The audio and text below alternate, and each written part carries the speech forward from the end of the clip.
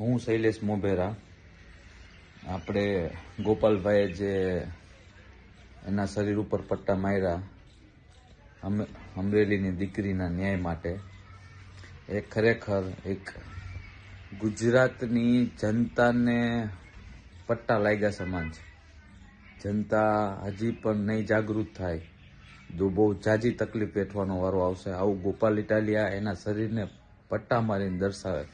જો જનતા જાગે, જનતાનો આત્મા જાગે, એ માટે આજે હું ગોપાલભાઈના સમર્થનમાં આજે હું પણ પટ્ટા મારીશ મારા શરીરને.